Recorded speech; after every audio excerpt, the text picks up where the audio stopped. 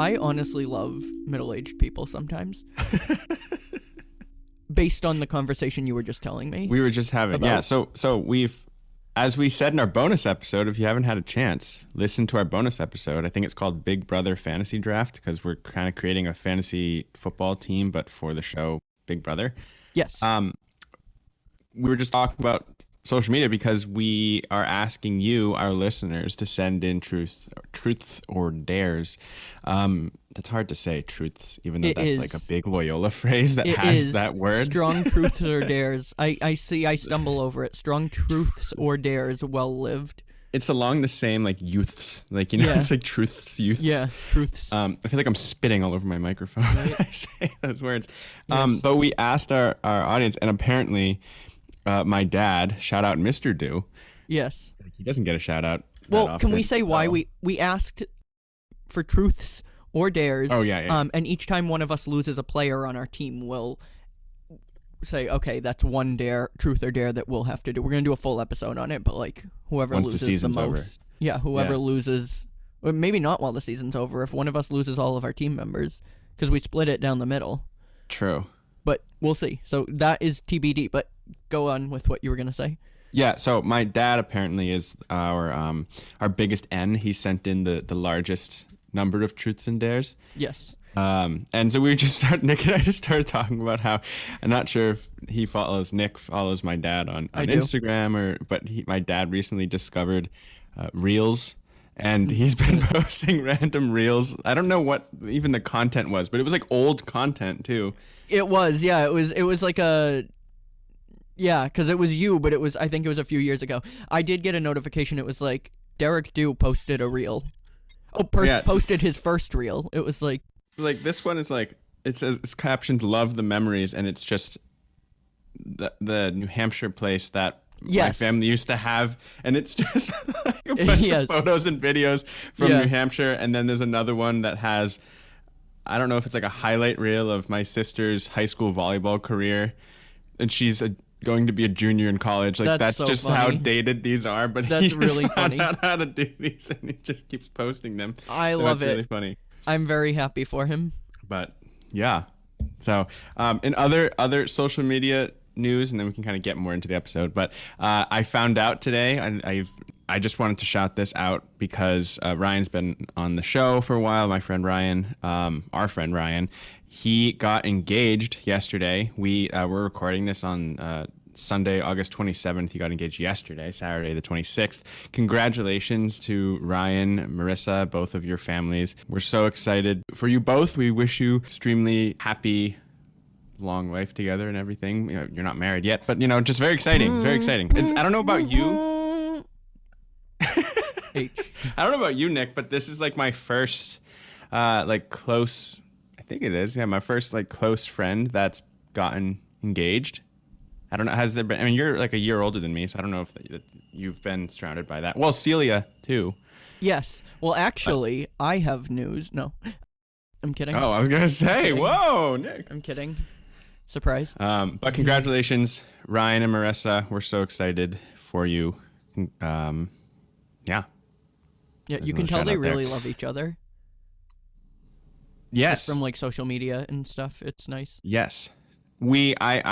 I want you to promise me more dips at your wedding, because I feel like Ryan. I thought you meant me. No, not you, Ryan. I feel like every social media post, you guys are dipping each other, and it's the cutest thing. So let's just continue that. I love that. I think every time, you know how sometimes at weddings, whenever a guest starts clanging their glass, it either means that they have something to say, or it's like, oh, kiss, like the couple kiss, or whatever. Yeah. I feel like at his wedding, it should be, every time there's a glass clanging, they have to stand up and dip.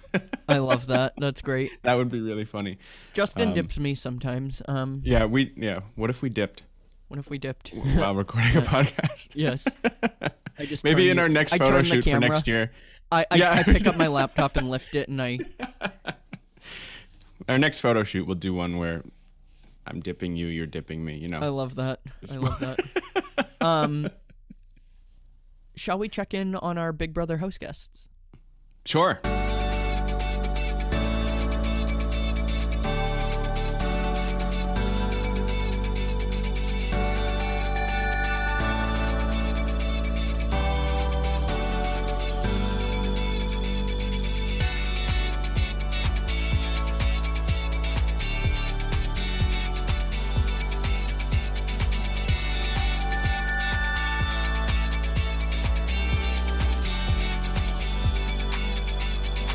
Let's do that. Let's How are our teams eavesdrop on doing? the house guests. For all of our Big Brother fans out there, you know. Right now, what's aired, we have not seen the results of the pressure cooker, though I believe both of us know who won.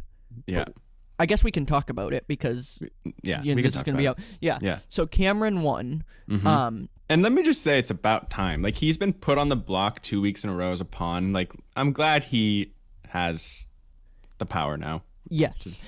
I am more interested, though, in talking about the 2 evictions that we've had since we last recorded. So we each lost someone. I lost Riley, and you lost Heisem.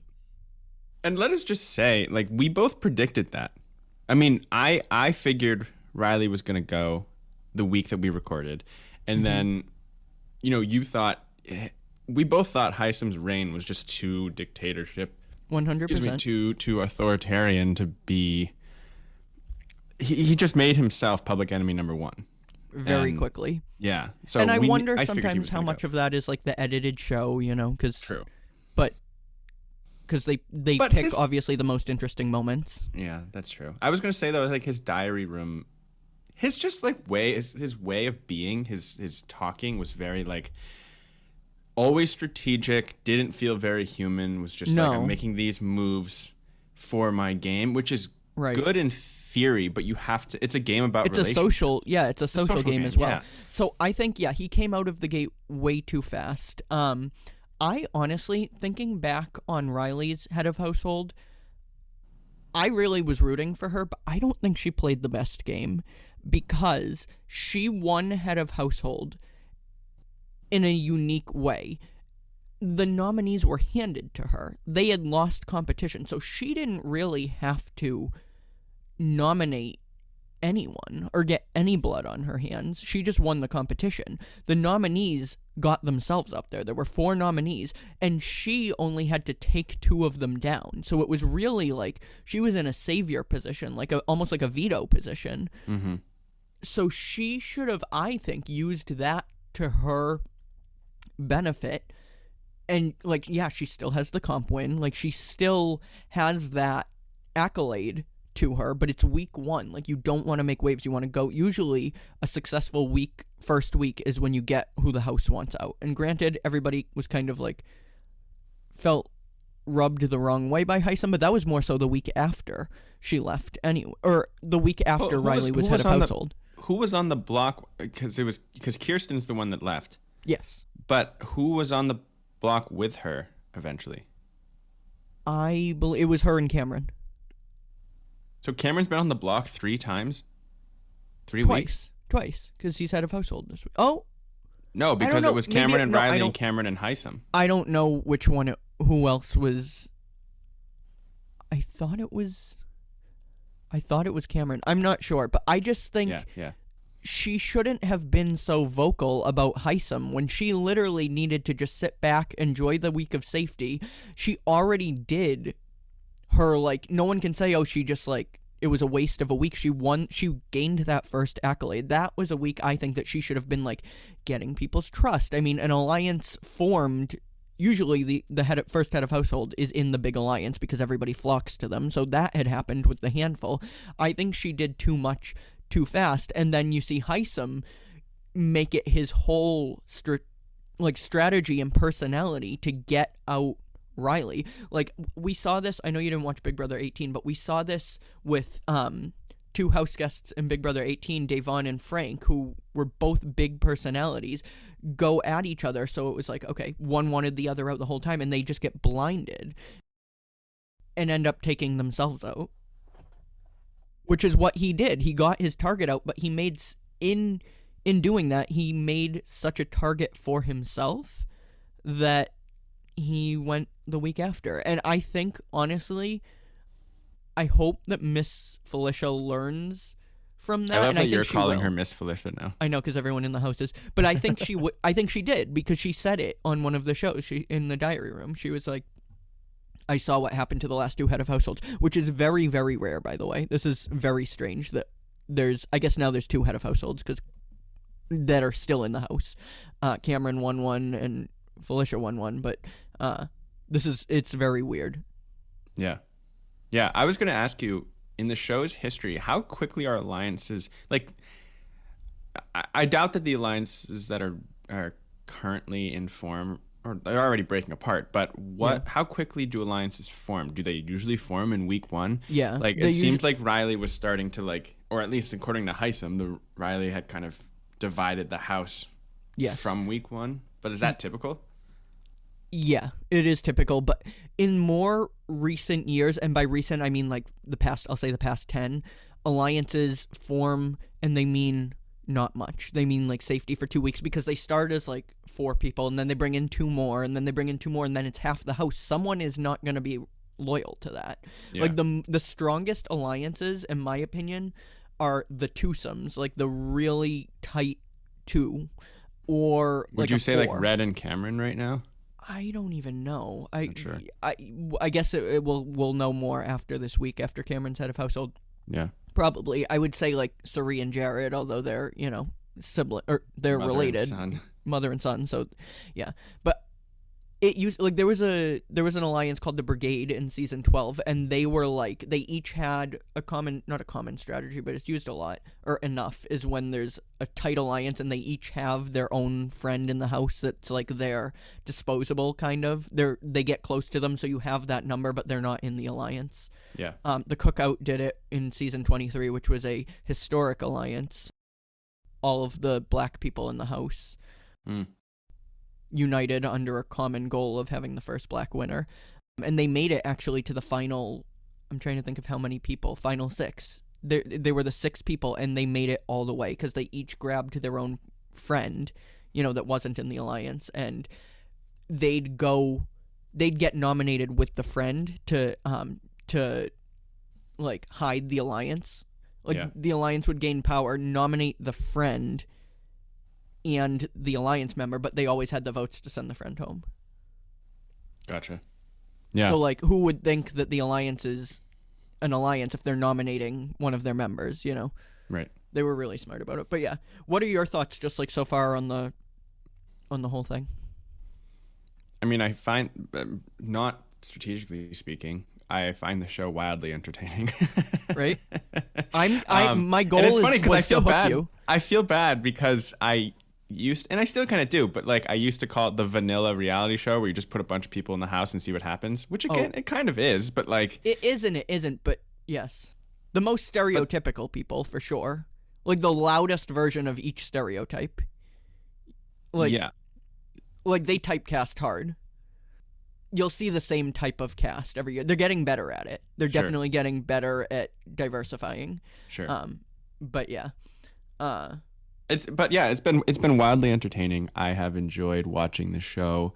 It's been interesting to see how players evolve as different people are eliminated, because before we talked about this at last episode, or maybe on the bonus episode, I thought Heisem was a really strong player, and he was. He just came on off way too strong and way too controlling. Yeah. Even though that wasn't his, he kept saying over and over that wasn't his plan going into it. But what happened to that? I don't know. Having played, although I've been eliminated first and then fourth, like basically immediately in your game, you can have strategy, but then everything can fall apart very quickly. Yes. So you kind of it's kind of like you're scrambling to pick up the pieces. Can I say one thing, and I want to then hear about your experience, your first 2 weeks being back at Loyola? Yeah. Has it already been 2 weeks? It has. What the hell? Because we recorded 2 weeks ago that episode. Yeah. I would love to see how you would do in a future Big Brother, like our Big Brother, how we played now that you've seen the show. I doubt you. I don't think I'll be any better. I really don't. Doubt you'd go first. I doubt you'd go first. Well, I shot myself in the foot by being logistics person in a way. Yes and no. See, I think that people were kind of ruthless. Everyone said that they didn't want me. They wanted me out first because I was the one that knew everybody. So great, I was a threat.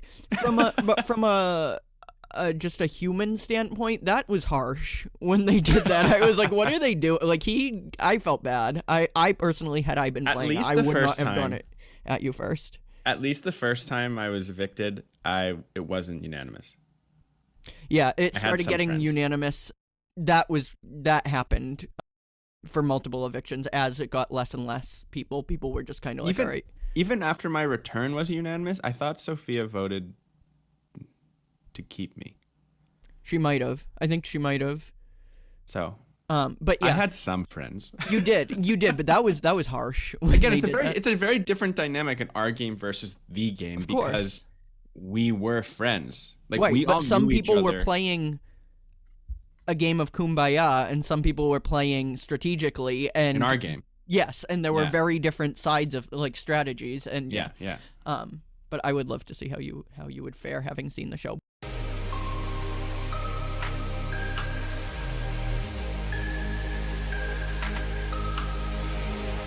How is your time at Loyola so far as a grad student? Yeah, so it's been 2 weeks. I have only been doing campus ministry stuff, nothing psychology program related. It feels so familiar. The transition has been so smooth. That's great. I love working in the office. So the first week, it was just me and I think other GAs and Aubrey, who was working in the office over the summer, who's a sacristan, and the pro staff. And so it was it was pretty calm, just trying to onboard, figure out what my role is. I felt like a boomer because technology has changed since you and I have graduated. Really? So like I wasn't shared a bunch of things on like OneDrive and SharePoint, and there's a new it's like an activities portal called The Bridge, and I had to get used to that. I've heard about that. I to be honest, I thought you had The Bridge. No. It started fall 2021. Well, we used it for the virtual activities fair, the remote semester, and it was called Campus Groups, and then it got rebranded and called The Bridge for the fall of 2021, which was my first semester after graduated, or their first semester after I graduated. So I had never used it. I think first years and students who knew nothing else like it, but I don't think people who knew a Loyola before the Bridge like it. So yeah, I think there needs to be like 4 years before it really gets fully adopted and liked. Yeah. And Campus Man is using. Have you working in marketing? Have you heard of Asana? Yeah, we used it in Campus Man. Oh, you did? Okay, so now the whole office is using it. Oh. So I need to get used to that too. I used it in marketing. It's like a workflow platform. Yeah, I didn't like it.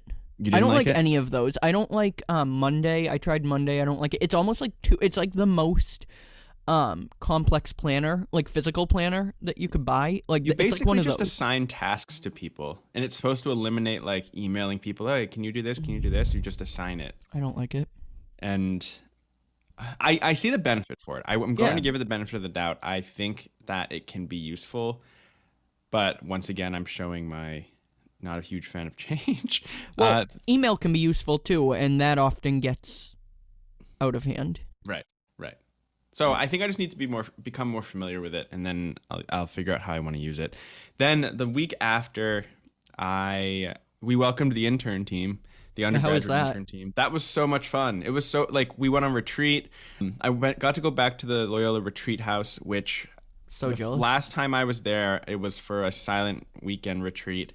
Oh my gosh, that was the last time. The week before spring break in March of 2020, and then right before the pandemic, and then I graduated a year later, and I thought, well, I'm never gonna go be back up there again, and I was just like trying to come to terms with that, and then I was back there, and it just felt really strange, but also like a homecoming. Mm-hmm. And the Stephanie, who's the retreat house manager person that works up there, we call her Mama.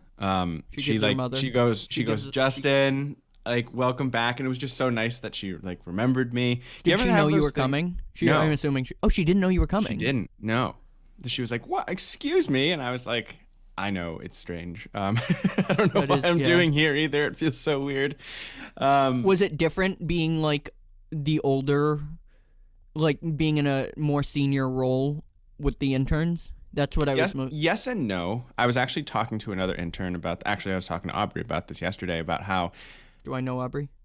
Well, Aubrey is the intern that I said worked over the summer and was there that first week Oh, too. okay. Okay. Hi, Aubrey. And it feels it feels weird because it's different than what I'm used to being like an undergraduate intern, but it also feels right based on the stage of life that I'm in. Like, but it's also weird because I'm a bridge. Like I'm bonding with the interns because I'm like not too far in age You're the with bridge. them. And yeah, I am the bridge. But then also I'm friends with pro staff and stuff, and pro staff are like trusting me to do different things. So Emily. yeah, there's like something in between. I'm kind of her. an in between there. I love her. Make sure she listens to this episode for her incredible shout out. I will. Okay. I'll just give her the timestamp for that. Perfect.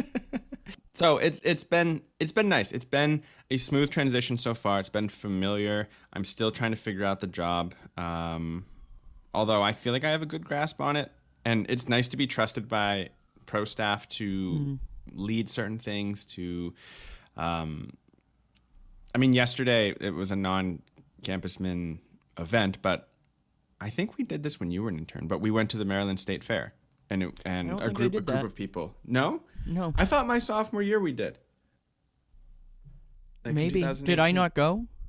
I don't know. There's a group of us with a picture. I think you did. I don't know. I thought you did. Maybe I went. I don't know. My mom just reminded me that I went to a cousin's wedding like last year. Did not remember it. I was either ruminating or trying to block out the fact that I was there. I'll show you the photo when we stop recording. Okay. But yeah, so we did that. That was fun. But we just have a really good group of people. That's great. On this team, and we're bonding. They're getting to know each other, and then this week starts the job specific training. So I think we have buy-in. I love that. That's good. I'm happy for them. That's like, I remember that time.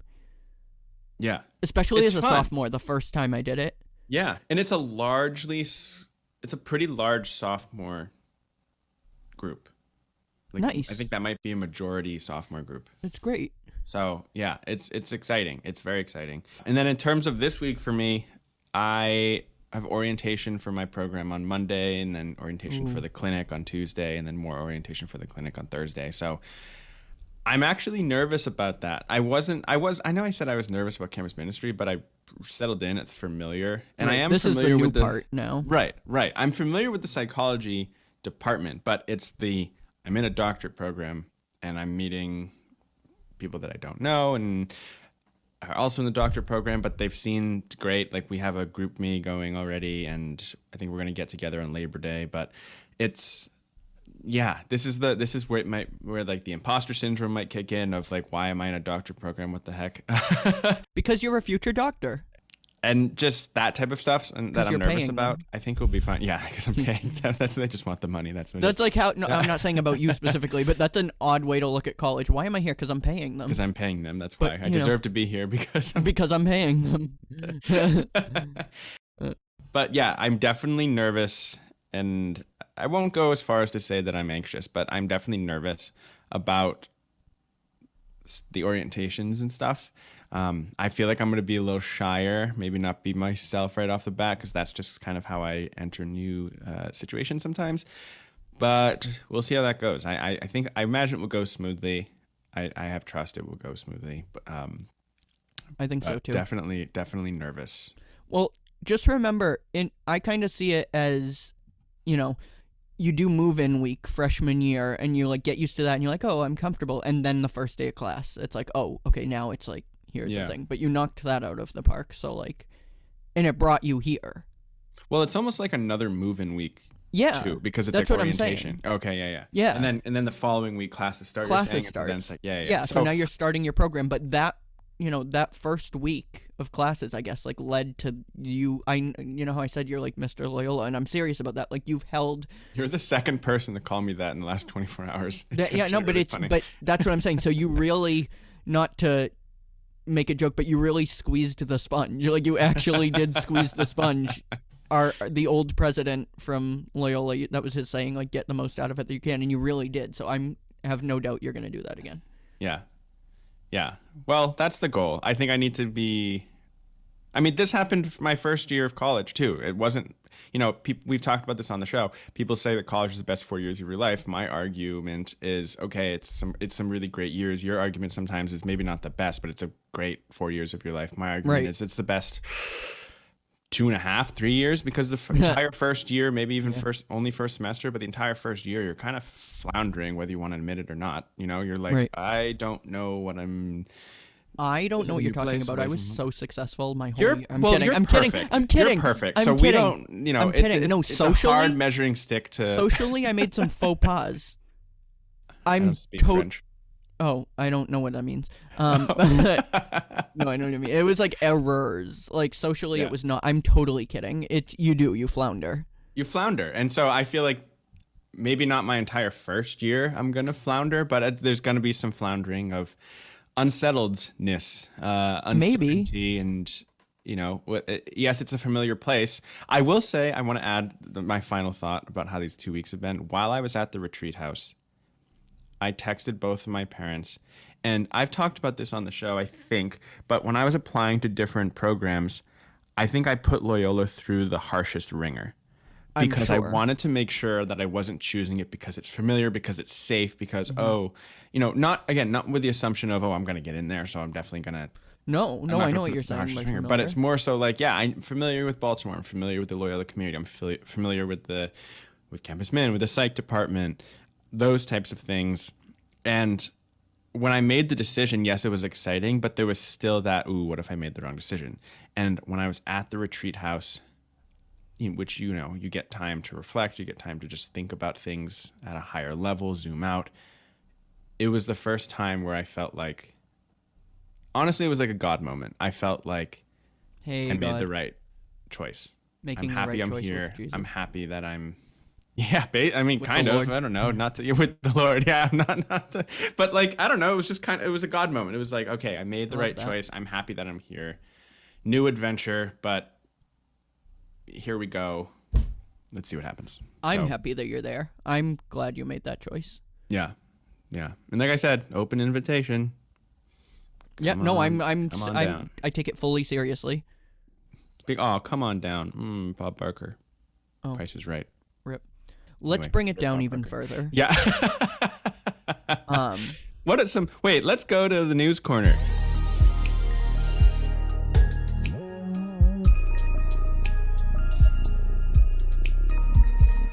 And now from the anchor desk, I'm going to throw it to our correspondent, Nick, outside of the Fulton County Jail. Nick, what news do we have from this week? Literally. Oh, I am your anchor? Wow, I feel special. You're my correspondent. I'm your field correspondent. Field correspondent outside the Fulton County Jail in Georgia. Nick, what news did we get from this week? But here's the thing. This is your news corner, and because I'm not actually there, I feel like I'm taking your job by saying it. So why don't you tell us? Why don't you tell us what happened? Okay, so not this past week, but former President Donald Trump was indicted, as well as 18 other people, by the Fulton County DA's office, Attorney Fannie Williams, and they had until August 25th to surrender and turn themselves in, and I'm pretty sure everyone did, and including former President Donald Trump, and he got booked in the jail and got a mugshot taken. And this was historic because it's the first former president to have had a mugshot taken. So, yeah. Was there anything else you wanted me to add? I think that was covers great. It, just simply. That was great. He also posted historic moment in his yes, and I think that's worth noting that every person besides one person that was indicted posted bail, and is not in the jail except for one, the former leader of Black voters for Trump, and we could dive into that about racial issues and such, but the only Black individual that was indicted is the only one that's still in jail, which is interesting. I mean, there's a whole thing to that where the other individuals that were indicted had prearranged bond, bail. I get those words confused. I'm not a lawyer. Plans, kind of, they knew how much they had to pay to not continue to be in the prison. But he did not have one, so he is still in jail. Can Donald not pay it for him? Oh, he could. So that's again, the thing. That's the thing too. It's people are saying, look, you were abandoned by your co-conspirators. Right. What's the phrase? Look up and smell the roses, or something like that, or wake up and smell the roses. I think wake up and smell the roses. So that's another piece to it. But yeah, that's big news. Not I mean, politically, because the front runner for the Republican nominee is now has four different indictments, and now has a mugshot. Is historic in this country. That's big. That's big news. So what are your thoughts? What were your reactions around it? Well, my first thought is like, it's nice to see him not even held accountable, because when I think of held accountable, I think of someone, and I know it is held accountable, but I think of someone like holding themselves accountable, be like coming forward and be like, yes, I messed up, I take responsibility for it, etc. And it won't happen again. But he is facing the consequences. I think that's a more accurate, or it just feels more accurate way of saying it, for his bad behavior, his illegal behavior, which is something that we have not yet seen. So that's why I'm relieved, I guess, or happy, you could say. But at the same time, this is not a celebratory moment. Well, I guess in that way it might be. But as a country, like, it's not a celebratory moment when your former president is indicted on a crime against the country. Right. Like, that's embarrassing. Right. On a national or on a global level. Right. So, am I glad it happened? Absolutely. Because he did the crime. But, And we should say too, the American justice system, innocent until proven guilty. But if the evidence proves that he is in fact guilty, yes, you're saying this is a step towards accountability for actions. Yes. For alleged actions. And then my second thing that I want to say is, because I don't know if you've seen, like, on both sides, T-shirts are being made. He's selling T-shirts that say "Never Surrender," despite surrendering. Yeah. And it's a picture of his, surrender shot, his mugshot. He's made $7 million since off of those things and political donations since his mugshot's been taken. That's really disheartening. I just want to remind everyone that he's not a martyr.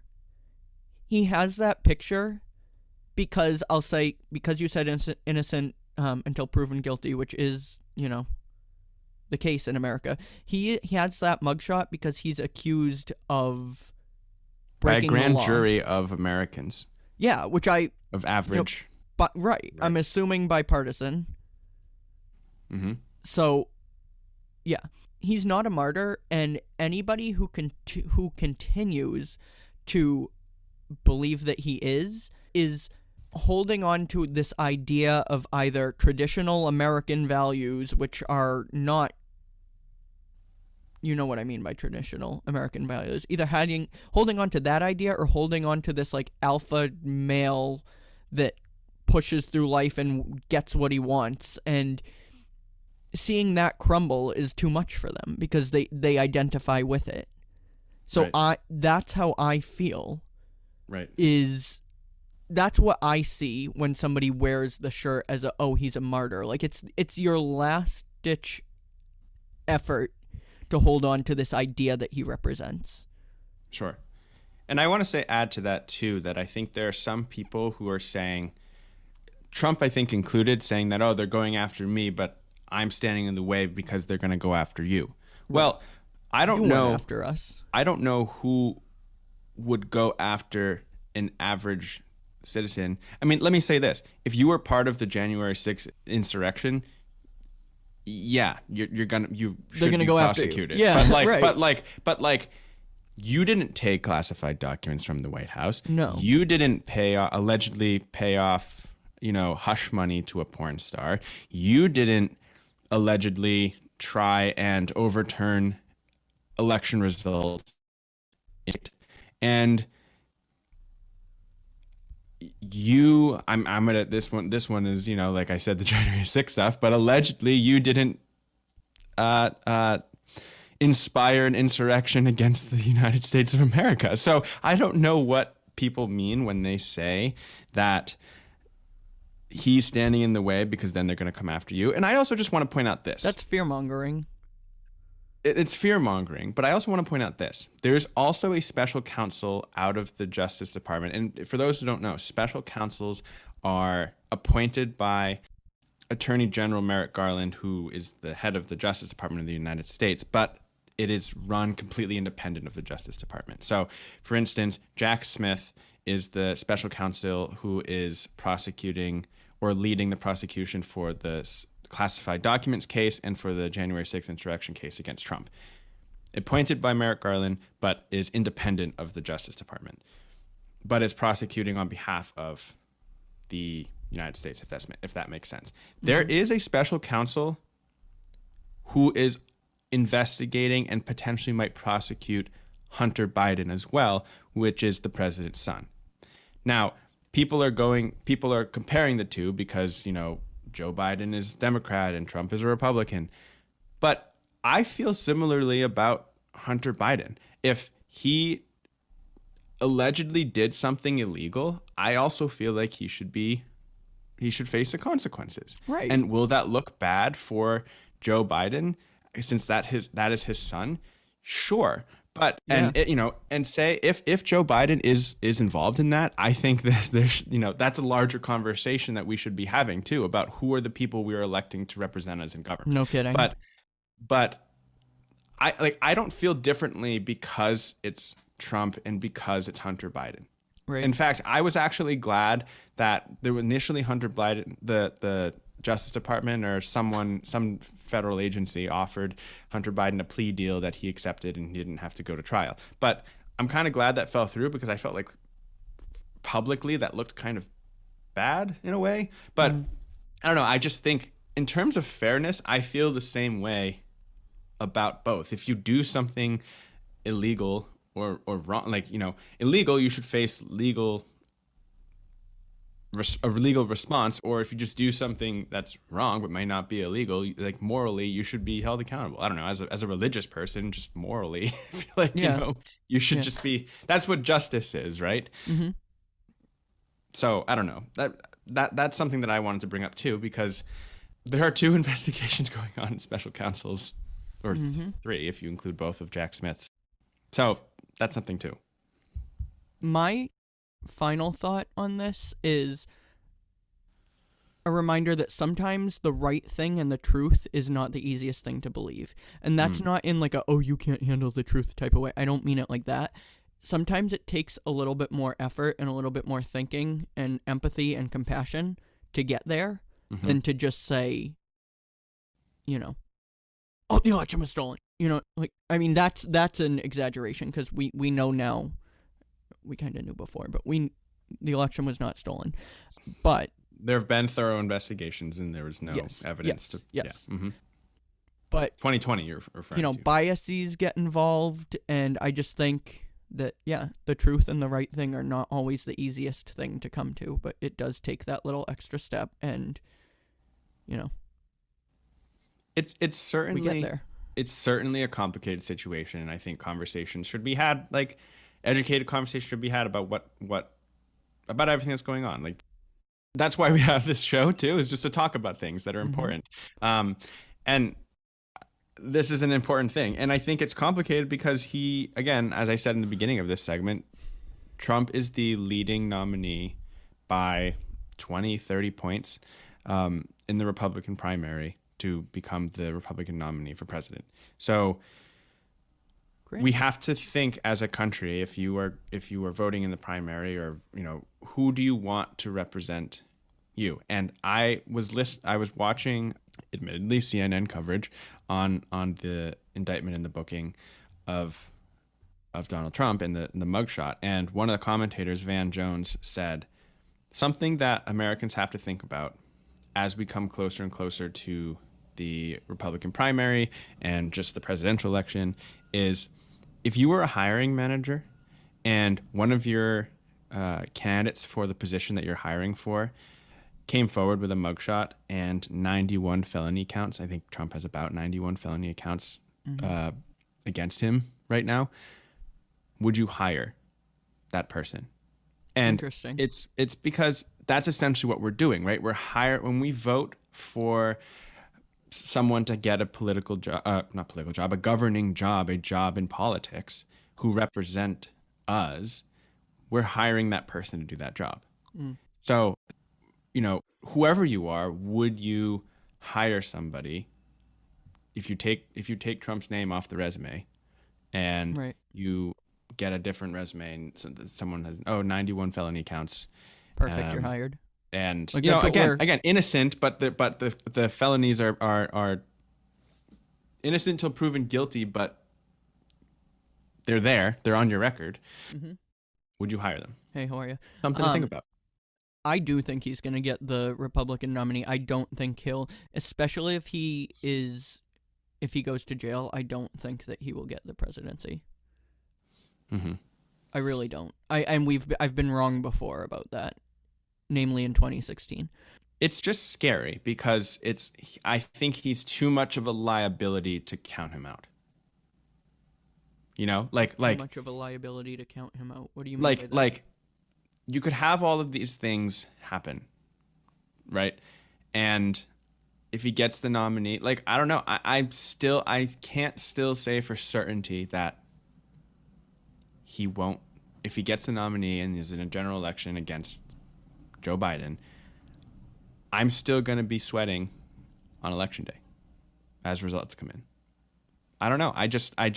He seems like he's invincible because he's got, any other politician or any other public figure had they had any of the things that he's accused of or done. I just feel like he's, as you said, he's a martyr, but he's not. He can do no wrong. Painting himself as one. I don't think he can do wrong. It's just, I don't know. He just has such a following, and it's a cult following that he can do no wrong. So it worries me. But again, why does he have that cult following? It goes back to this idea that he represents for those people, or those ideas. Which is the idea of I think for a lot of men, this macho tough guy that pushes through life and just wins despite, you hear a lot like Joe Biden's America, everyone's being like emasculated, is that the right word? Emasculated, yeah. Emasculated.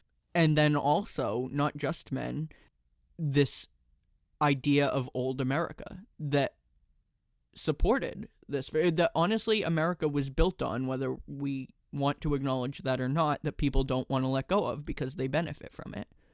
And I'm talking, when I say people, I mean the people that are voting for him. Yeah. Namely, racism, sexism, all the isms, homophobia, all the phobias. Yeah. Yes. Yeah. Yes.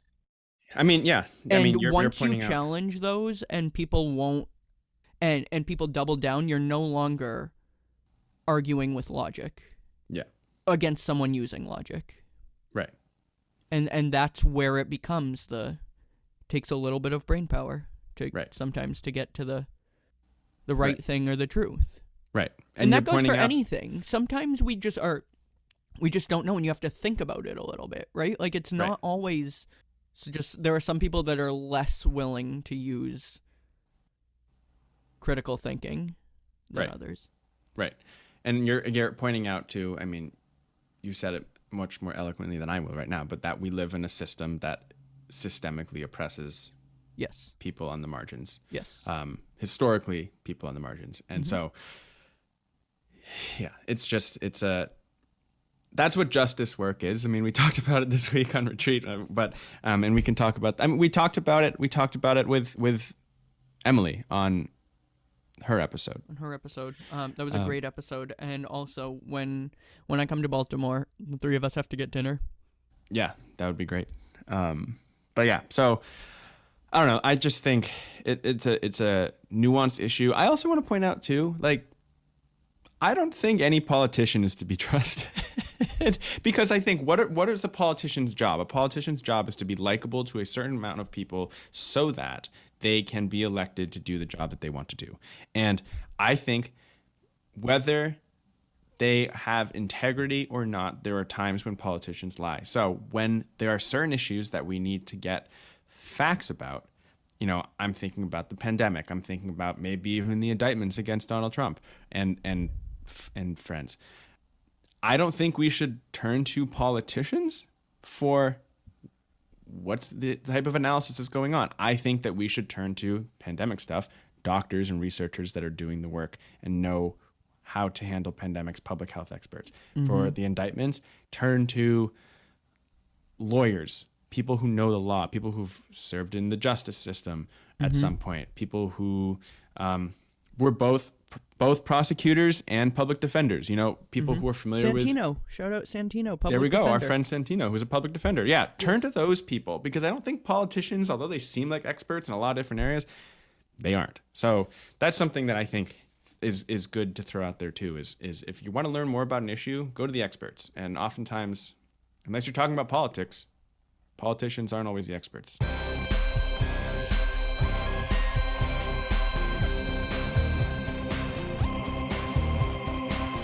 On a more brash level, regarding what you said about they're not to be trusted, you know, the friend that I mentioned, the ex-friend that I mentioned in our, like, Friendships Past episode? Yeah. That was a liar. Are they a politician now? Just known for lying, like completely compulsive liar, is now a politician in the worst way. Has pictures with the worst people you can imagine, and just like life's funny that way, isn't it? Yeah. And of course, I'm talking about Ron DeSantis. He has a picture with Ron DeSantis, or your former friend is Ron DeSantis? Oh, he does. No, he's not my former. So, anyway, there was also a debate that happened. We can talk about that in another episode, but I didn't have a chance to watch. But I didn't either. I watched Big Brother. Yeah. True, they're both on Wednesday. And until next time, love one another. Sorry, it's Julie Chen. Julie Chen. She leaves us with words of wisdom each week. Yeah. But glad we got to talk about this. I love talking about current events and news and such. So me too. Grateful to be able to discuss these things. Same. Would you like to take us home? Sure. My name is Nick Gervasi. And I'm Justin Dew. You can reach us at our email, pointofdewpodcast@gmail.com, and on our socials, Instagram, Facebook, Threads, and TikTok @pointofdewpodcast, and Twitter @pointofdew. Do we still call it Twitter? Or is it considered X? I'm going to call it Twitter. Okay. If you enjoy our show, please, it literally still, even when you're on the X app, it literally says www.twitter.com. Interesting. Yep. Instagram, Facebook, Threads, and TikTok @pointofdewpodcast, and Twitter @pointofdew. If you enjoy our show, make sure to follow the podcast and give us a rating or review wherever you get your podcasts, or share us with a friend or family member. We really appreciate it and are truly grateful for your support. As always, we hope you have a great 2 weeks. Thank you for listening, and until next time, H.